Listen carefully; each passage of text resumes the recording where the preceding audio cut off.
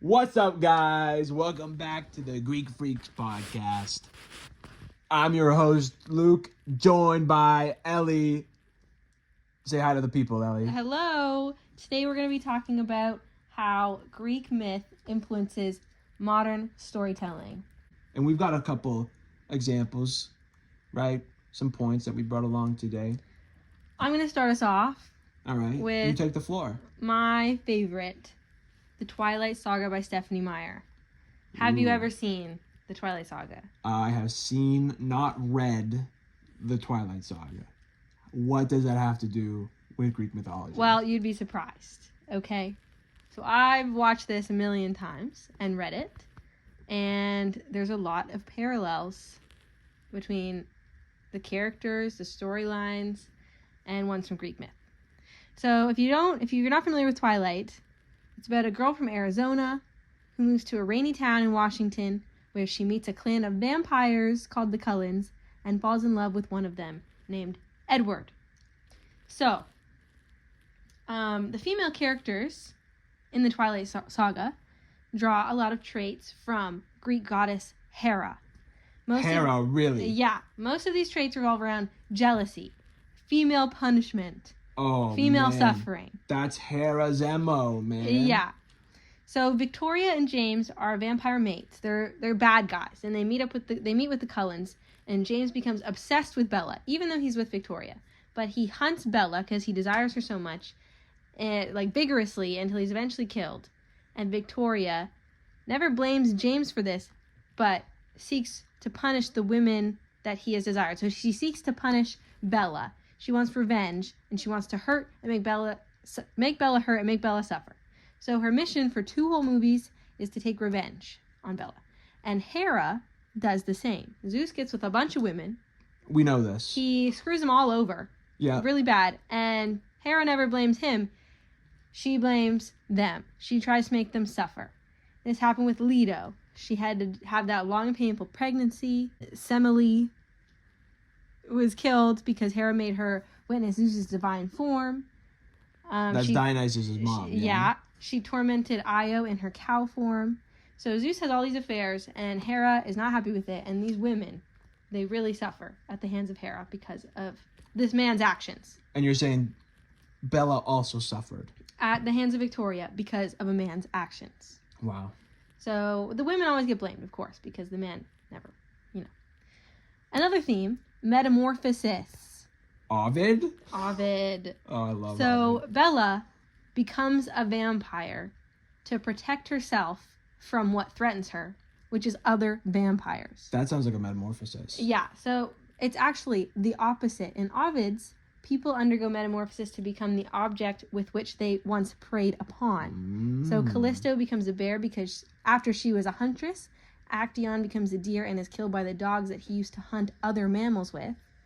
And these transitions take away their security, put them in danger, and Bella's transition gains safety, comfort, and protection. So she becomes what threatened her, a vampire.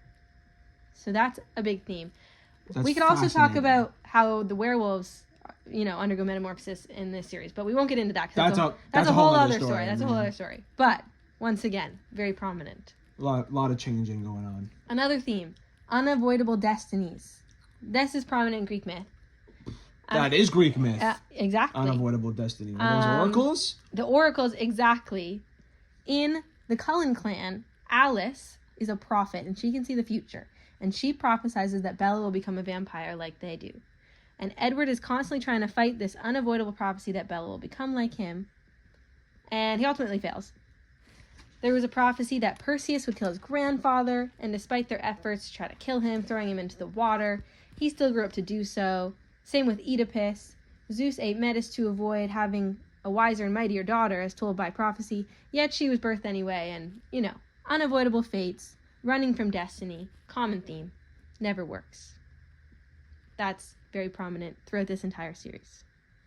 Finally, the most obvious connection would be Edward and Bella compared to Hades and Persephone. So, Bella's character comes from sunny Arizona, where she's happy, she's with her mom, to a rainy, dark town in Washington called Forks, where she has to stay with her dad.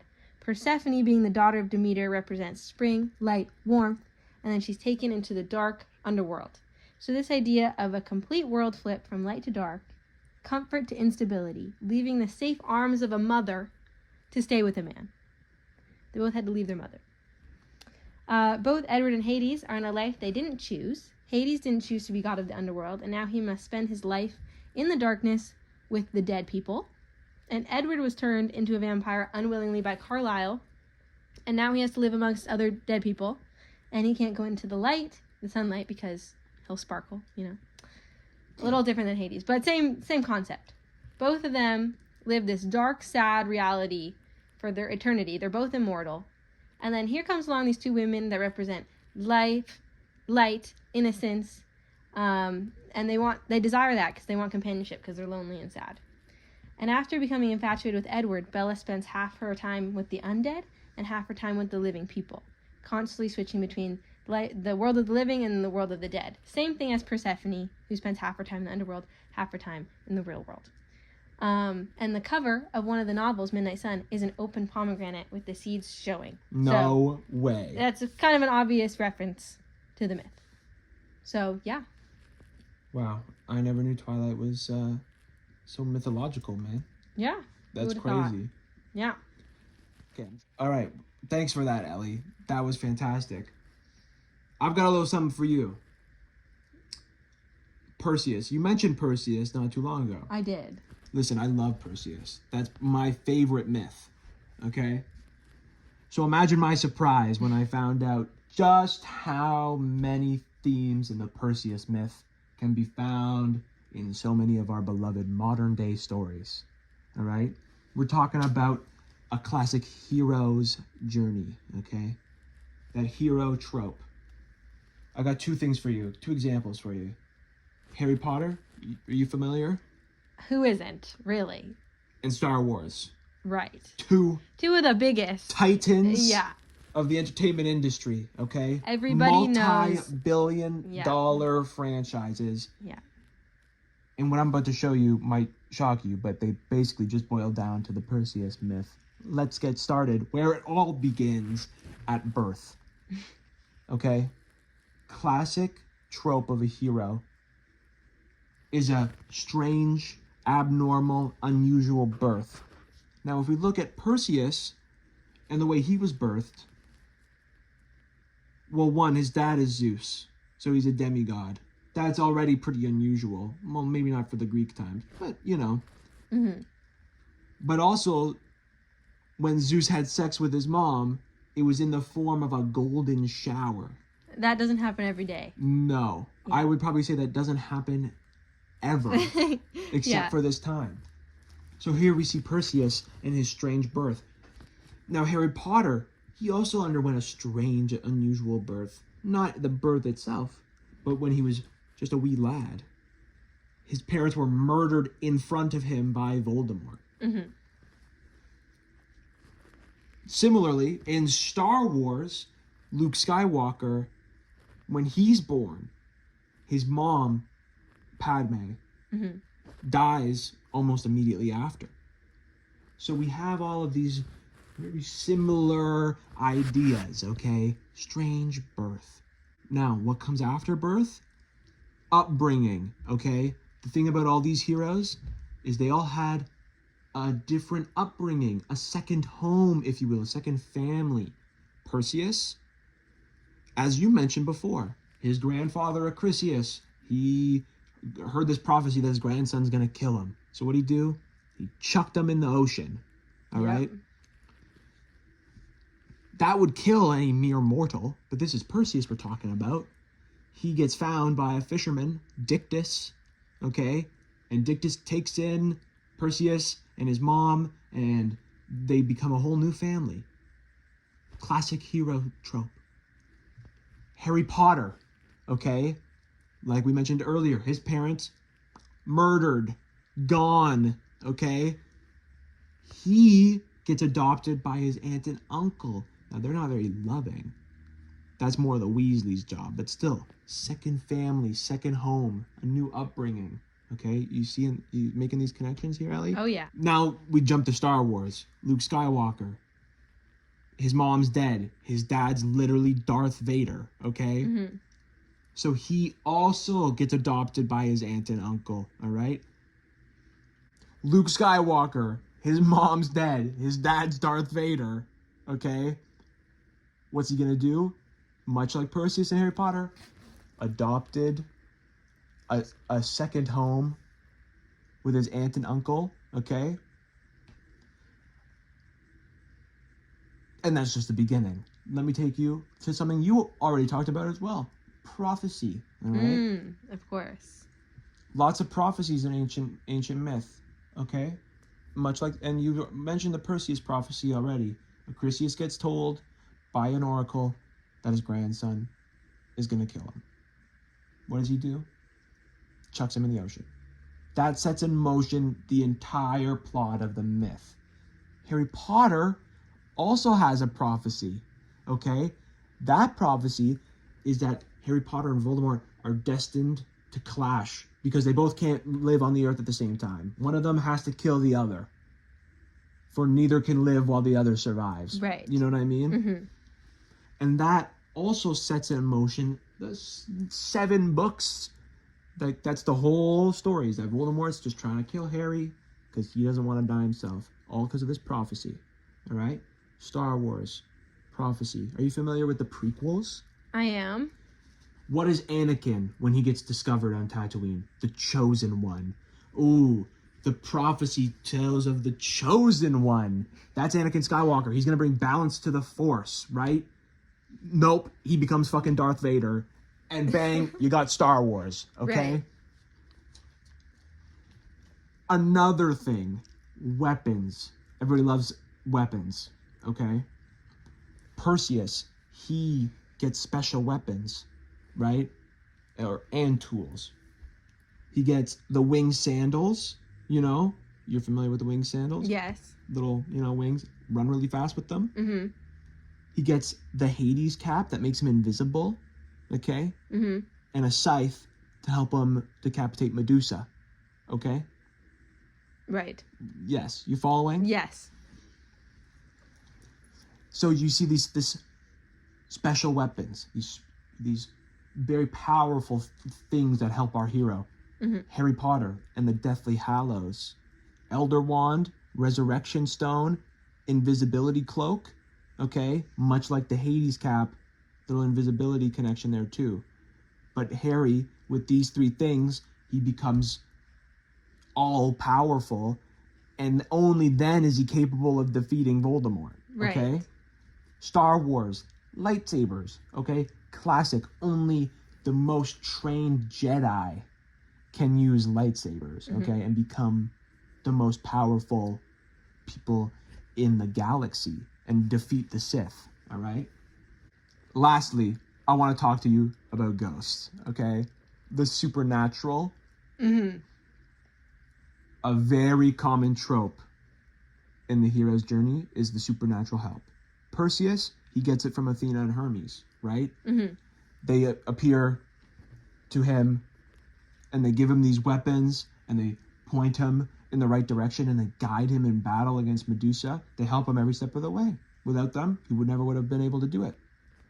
Harry Potter, at the climax of the story, the whole arc, before he goes to face Voldemort, he sees the ghosts of his parents and his mentors, and they help prepare him to face Voldemort. Mm-hmm. Okay?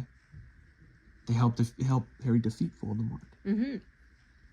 Star Wars, okay? Luke Skywalker, he's lost, right? He has nobody. Mm-hmm. Obi-Wan's dead. Yoda's dead. But they appear to him as Force ghosts, and they guide him, much like Athena and Hermes and Harry Potter's parents, all right? All of these heroes, they received help from the supernatural, from the divine.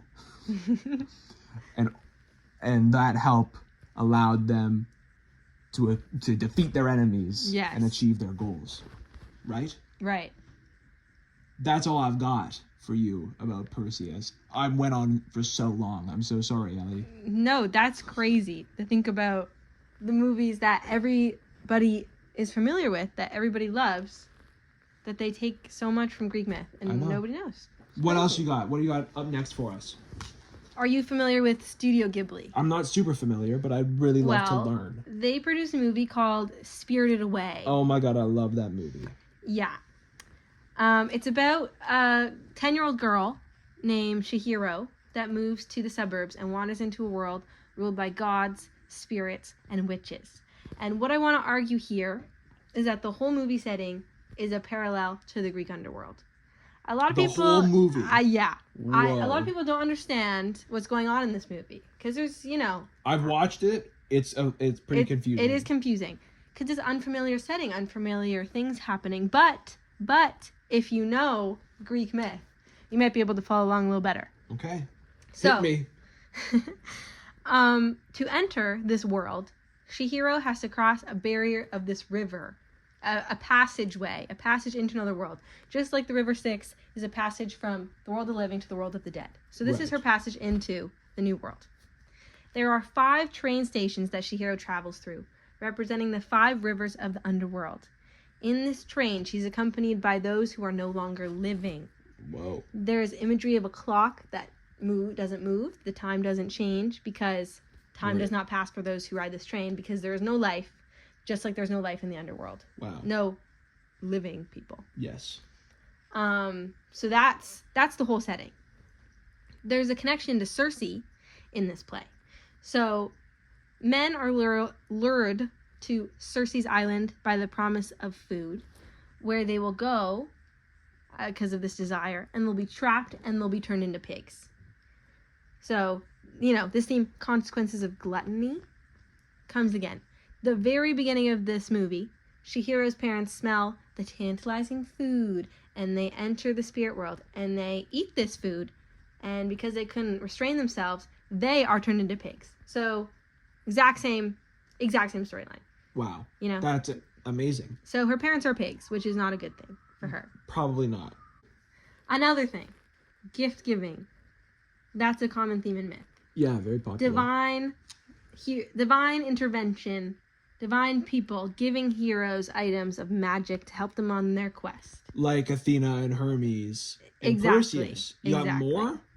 So Chihiro has to save her parents and complete tasks within the bathhouse to get back to the world of the living.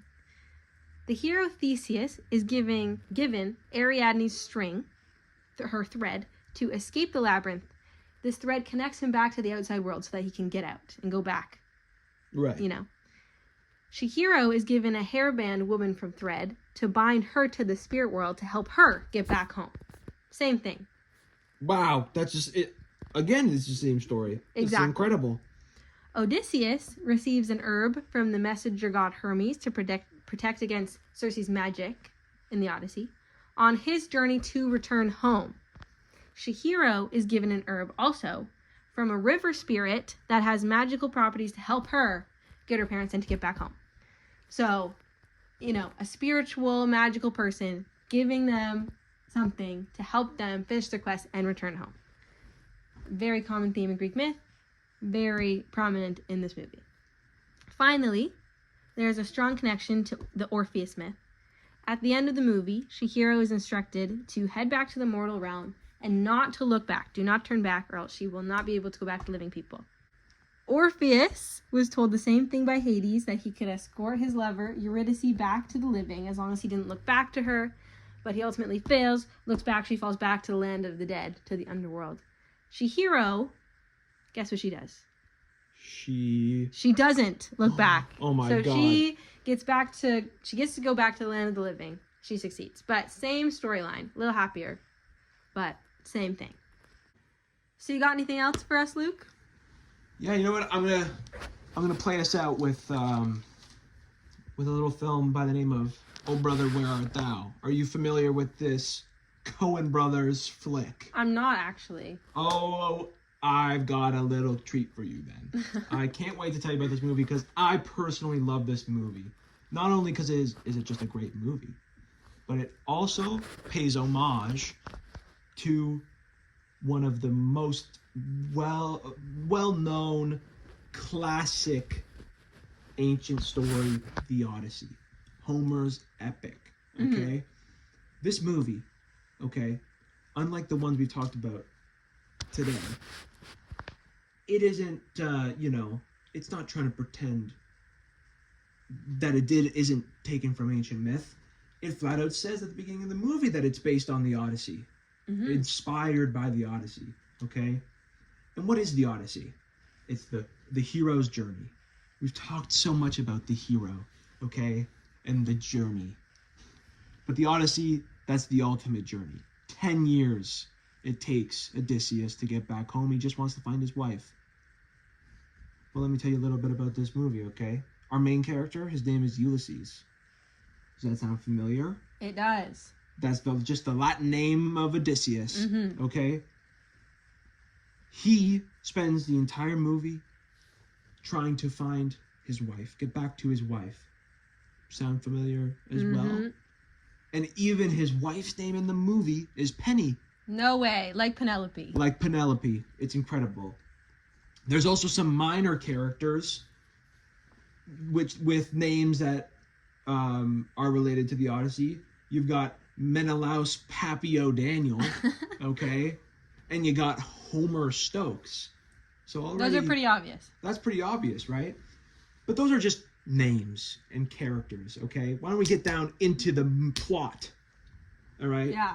So we know in the Odyssey, Odysseus, on his journey, he encounters many different obstacles. Mm-hmm. But something really probably the most famous, okay?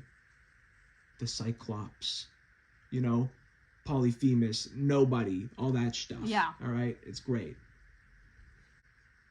Well, in the movie, Ulysses, he encounters a man by the name of Big Dan Teague, okay? Now, Big Dan Teague is a one-eyed Bible salesman. He wears an eye patch. One-eyed Cyclops Polyphemus. Right. Okay? Now, in the Odyssey, Polyphemus attacks Odysseus. He wants to kill him. He wants to eat him. All right? Same thing happens in the movie. Big Dan Teague, he attacks Ulysses, tries to rob him. Mm-hmm. Not eat him, because that's not something that you would normally do. Rob, eat, same thing. I'm just going to choose to ignore that. Another really well-known obstacle in the Odyssey, the sirens in the Odyssey. Very popular, well-known obstacle that Odysseus has to face. Okay? The beautiful women, and they sing their beautiful song, and all the men at sea, they get lured in by this enchanting music, only to get snatched up by these beautiful women, air quotes. But they just get eaten, right? Right. In the film, there are also sirens that are characters encounter that Ulysses encounters, right? Now, Ulysses, much like Odysseus, both characters, very cunning, very smart. They wouldn't fall for the siren's trick. His crew, though, different story, okay? Because in the movie, Ulysses' friends, his crew, they fall victim to the sirens. They don't die, but they almost do. Ulysses comes to the rescue because he's just so smart. Right. He's so witty, okay? Like Odysseus. Much like Odysseus. Now, moving on, because we're running out of time. I want to talk to you about the sheriff in the movie. Okay? Now, these men, Ulysses and his crew, they're on the run. While they're trying to find his wife, they're also being hunted. They're outlaws. They're being hunted by a sheriff. Okay? A sheriff with a dog. Okay? Now, in the sheriff in the movie, he's referred to as the devil. Ooh, right? And he seemingly only appears, when the men are about to die. So, a man hunting them associated with death, the Hades? devil, a dog. Cerberus? Whoa, crazy, right? Now, I mean, so much like the Odyssey, right? The Odysseus is constantly trying to escape death. Hades, he doesn't want to die. I mean, he even goes into the underworld. Does He does, right? yeah. Yeah, just making sure. Much like Ulysses in the film, all trying to escape death, just trying to get back to his wife on the run from the sheriff from Hades. Mm-hmm. Another thing that seems to haunt the men of the movie and of Homer's epic, okay? Poseidon. Odysseus is cursed by Poseidon. Poseidon hates him so much. He curses the seas. He curses his return home. He wants to make sure he doesn't ever get home, okay? Right. What is Poseidon? What does Poseidon represent? The ocean. Yes, water, okay? He's the god of all the water in the lands. He controls the water. Now in the movie, on top of being hunted by the sheriff, there's a looming threat that our characters must face. The threat of a flood. What is a flood made up of? Water. Yep. So much like in the Odyssey, where our Odysseus is hunted by Poseidon, Ulysses in the movie hunted by a flood. That's crazy.